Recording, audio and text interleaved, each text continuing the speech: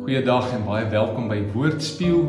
Ons is vandag by Genesis hoofstuk 38 en ek vra jou om die hele hoofstuk te gaan lees, want in hierdie hoofstuk gebeur daar so 'n klomp goeters met Juda en hy wat met sy skoondogter 'n kind verwek en allerlei nonsens wat daar aangaan. Die vers wat ek wil uitlig dan nou is vers 1 wat sê, in hierdie tyd het Juda van sy broers af weggetrek na Adulam toe. Daar het hy by 'n man met die naam Gira uitgekom. Die vers op sy eie klink nie baie belangrik nie, maar ek wil praat oor verantwoordbaarheid. So in hierdie hoofstuk wys vir my net weer hoe die storie van God moes uitspeel in die konteks van die menslike kultuur en die keuses wat mense maak. Meeste van dit wat in hierdie hoofstuk gebeur is nie God se manier nie. Dit is nie verteenwoordiging van God se koninkryk en van God se hart nie, maar dit is die gevolg van sonde en sondige besluite. Tog sorg God dat sy plan bly voortbeweeg en help hy die wat op hom vertrou. Ons weet dat as jy nou hierdie storie lees, Tamar en haar seun deel uitmaak van Jesus se bloedlyn. So tog sit God sy plan voort om uit die stam van Juda 'n bloedlyn aan die lewe te hou uit wie Jesus uiteindelik gebore sou word.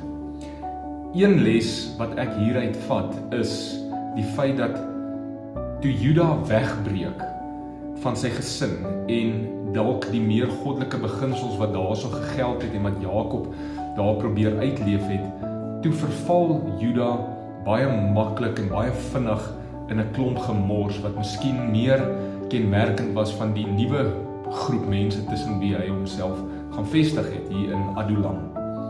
Wie weet ook miskien hoe groot invloed die handelinge van sy broers teenoor Josef gehad het op die feit dat hy toe nou weggebreek het van sy gesin af en homself gaan hervestig het. Vandag is dit nog steeds so dat as ek op my eie staan en ek myself verwyder uit 'n groep disippels, mededisippels, dan verwyder ek myself uit die gemeenskap van gelowiges en dan verval ek baie maklik en baie vinnig in verkeerde dinge.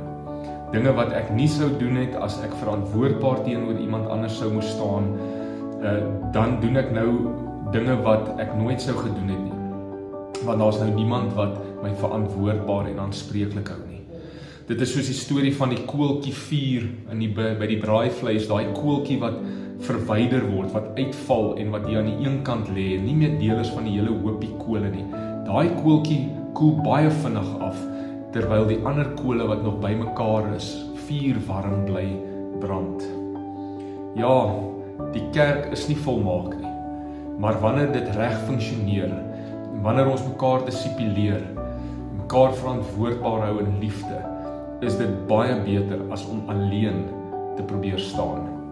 Dit is ook baie maal so dat iemand juis wegbreek as gevolg van sonde wat hulle in hulle lewe probeer wegsteek en wat hulle dan nie oor verantwoordbaar wil staan teenoor ander nie. Die vraag is, met wie staan ek in 'n disippelskapverhouding? Met wie staan jy in 'n disippelskapverhouding? Is jy ingeskakel in die gemeente, in die gelowige gemeenskap? Wie laat jy toe om in jou lewe in te spreek? Moenie op jou eie probeer staan nie. Dit is nie God se wil nie. Maak maar eerder oop. Verduur 'n bietjie ongemak, maar op die lang termyn is dit beter. Kom ons bid. Dankie Jesus vir u kerk, waarvan ek deel is, die liggaam. Saam is ons gekoppel aan die hoof, Jesus Christus, en saam word ons gedissipileer. Amen. Deel hierdie met iemand vandag en tot 'n volgende keer. Die Here seën jou.